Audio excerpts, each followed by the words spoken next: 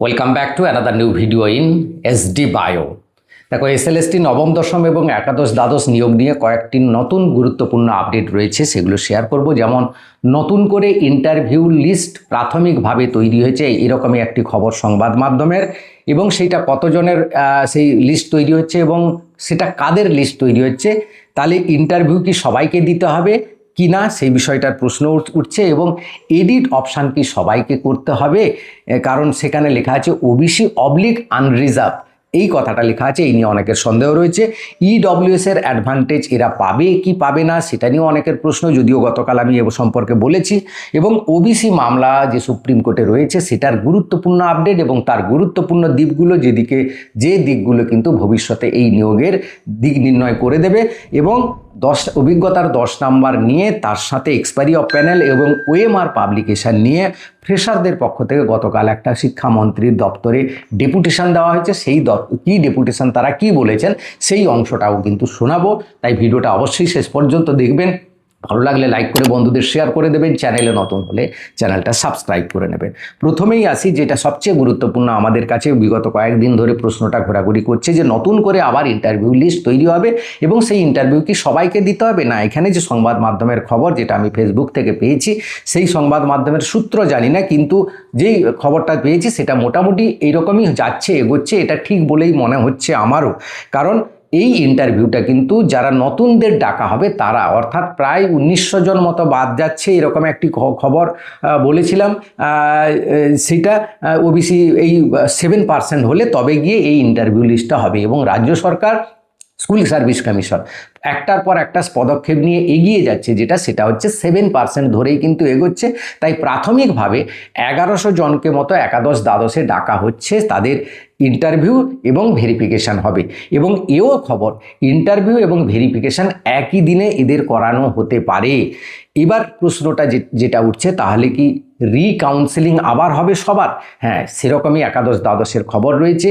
কারণ ইন্টারভিউ আবার হলে আবার কিন্তু রিপ্যানেল হবে, কারণ এরা ইন্টারভিউতে কত নাম্বার পাবে দিয়ে এদের আবার ফাইনাল মেরিট লিস্ট হবে, আগের ফাইনাল মেরিট লিস্টের সঙ্গে এদের যোগ হবে, তারপর একটা রিপ্যানেল লিস্ট তৈরি হবে। কারণ এখানে নাম্বার টোটাল মেরিট লিস্টে মেরিটের পরিবর্তন ঘটে যেতে পারে। এবং এই মেরিটের পরিবর্তন ঘটে গেলে, যেটা আমি কয়েকদিন আগেই সন্দেহ করছিলাম, সেটাই আবার এই সংবাদ মাধ্যমের খবর, যেটা তাহলে কিন্তু এই যারা এই নতুন পরীক্ষা দেবে, নতুন ভেরিফিকেশন হয়ে পরীক্ষা দেবে, তারা যদি ফাইনাল মেরিট লিস্টে উপরের দিকে থাকে, তাদের কিন্তু আগে স্কুল চুজ করার জায়গাটা থাকবে। অর্থাৎ পুরো প্রক্রিয়াটা একটা বিতিকিচ্ছিরি জায়গায় চলে গেল, একটা জট পাকিয়ে গেল, সে বিষয়ে কোনো সন্দেহ নেই। তবে সবার ইন্টারভিউ আর হবে না, সবার ভেরিফিকেশান আর হবে না, যাদের ভেরিফিকেশান হয়ে গেছে তাদের আর ভেরিফিকেশান হবে না। সেটা নবম দশমের ক্ষেত্রেও যাদের ভেরিফিকেশান হয়ে যাচ্ছে তাদের আর ভেরিফিকেশান হবে না। এবং এই 7% হলে নবম দশমের ক্ষেত্রে একটা বড় লিস্ট তৈরি হবে, যেই লিস্টটা আবার ভেরিফিকেশান এবং ইন্টারভিউর জন্য ডাকা হতে পারে। তবে নবম দশমের ক্ষেত্রে ভেরিফিকেশান এবং ইন্টারভিউ যেহেতু সংখ্যাটা বেশি হবে, সেটা হয়তো একই দিনে দুটো কাজ হবে না, কিন্তু একাদশ দ্বাদশের ক্ষেত্রে একই দিনে কাজ করার পরিকল্পনা চলছে। এটা কিন্তু এখনও শিওর নয় যতক্ষণ না নোটিফিকেশান আসছে। তবে 1100 জনের একটা প্রাথমিক লিস্ট তৈরি হয়েছে, এই খবরটা জানা গেছে। এবার এডিট অপশানে বলি, শুধুমাত্র ওবিসিরাই এডিট করবে, বাকি কেউ এডিট করার দরকার নেই। আনরিজার্ভ ক্যাটাগরি এডিট করলেও আনরিজার্ভ থাকবে, এডিট না করলেও আনরিজার্ভ থাকবে। ওবিসি যারা রয়েছে, যারা বাদ গেছে তারাও করবে, যারা রয়েছে 66টা জাতির মধ্যে তারাও করবে। তবেই কিন্তু তোমার সাব ক্যাটাগরিটা ওখানে উল্লেখ করা খুব গুরুত্বপূর্ণ ব্যাপার রয়েছে। এবং যে মানে সার্টিফিকেট নাম্বারটা দেওয়ার রয়েছে, এবং সেই সার্টিফিকেটটা তোমার কাছে যে সার্টিফিকেটটা আছে সেটার নাম্বার দেবে, সেটা পুরনো হোক নতুন হোক তাতে কোনো অসুবিধে নেই। এখানে সাবকাস্ট ব্যাপারটা উল্লেখ করা সবচেয়ে গুরুত্বপূর্ণ, কারণ ওরা যে পোর্টালটা তৈরি করেছে সেই পোর্টালে সাবকাস্ট উল্লেখ করলেই সে কিন্তু অটোমেটিক লিস্ট থেকে বাদ হয়ে যাবে, এরকমই কিন্তু খবর।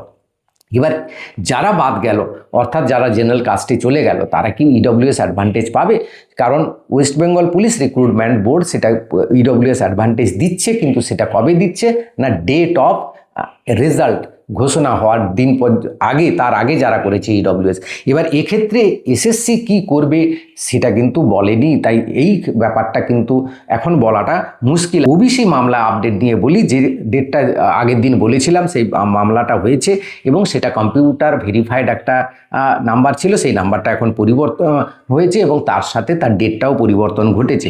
তো এই চলতি নিয়োগের ক্ষেত্রে ওবিসি যে নিয়ম পরিবর্তন করা যায় না বা ওবিসিকে আগের রাজ্যের সরকারে তৈরি করা ওবিসি বাদ দেওয়া যায় না, এরই এগেনস্টে মেনলি সুপ্রিম কোর্টে দাখিল হয়েছে এই কেস। তাহলে সেই কেসটাও কিন্তু গুরুত্বপূর্ণ ভূমিকা পালন করবে যে চলতি নিয়োগ চলাকালীন এই নিয়ম পরিবর্তন করা যায় কি যায় না। এইখানের ক্ষেত্রে কিন্তু এই যে ফয়সালাটা আসবে, যে রেজাল্ট আসবে, সেটা কিন্তু সমস্ত চলতি নিয়োগের ক্ষেত্রে হয়তো লাগু হয়ে যেতে পারে।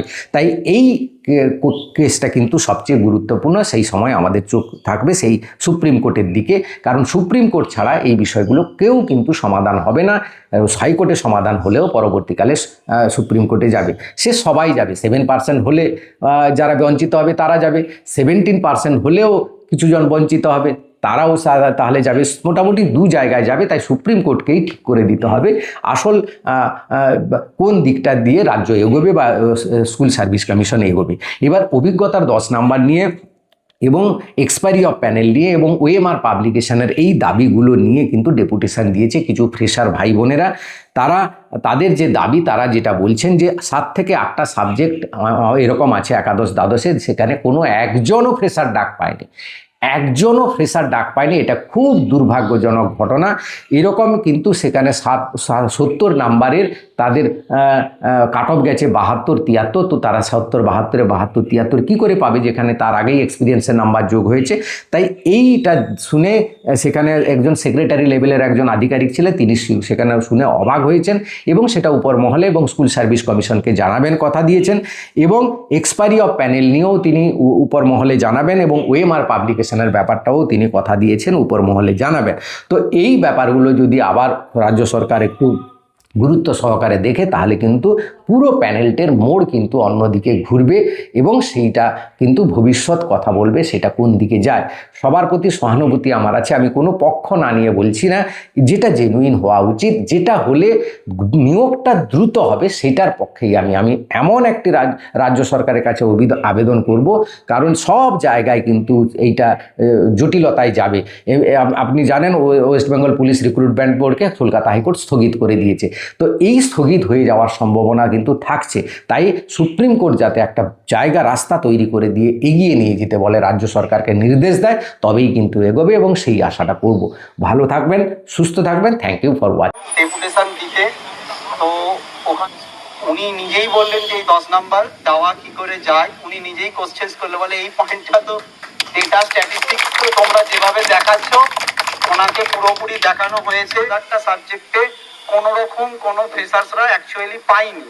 উনি বললেন যে এই ডেটাটা তোমরা আমাকে যেটা দিচ্ছ সেটার বেসিসে আমি এসএসসি কে কল দেবো, এটা উনি নিজে বলেছেন। আর একটা যেটা পজিটিভ কথা, উনি এক্সপায়ারি অফ দ্য প্যানেলের ওই লিস্টটা ওনাকে বললাম, বলে এটা আসলে আমার তো সীমিত ক্ষমতা, কিন্তু তোমাদের এটা আছে, এটা কোর্ট থেকেই তোমাদেরকে পেতে হবে, তাও এসএসসি যাতে করে সেটা তোমরা এটা নিয়ে মানে শিক্ষামন্ত্রী পিএ বা এদের কাছে একবার এটাকে নিয়ে কথা বলো। এটা তোমাদের ভ্যালিড গ্রাউন্ড, তোমরা পরীক্ষা 70-এ দিয়েছো, কি করে 75 কাট অফ হবে এটা নিয়ে তোমাদের কোনো সন্দেহের অবকাশ নেই, এটা নিয়ে তোমরা চ্যালেঞ্জ করতেই পারবে। এটা নিয়ে আমি এসএসসি ডিপার্টমেন্টকে আমি তোমাদের ডেটার ভিত্তিতে ওদের কাছে কল দেবো, এটা উনি নিজে বলেছে পার্সোনালি। উনি কালকেরও আমাকে ডেকেছে 12টার সময়। আর তারপরে আমরা শিক্ষামন্ত্রী পিএর কাছে গিয়েছিলাম, উনি আমাদের কয়েকজনের সাথে মিটিং করবে।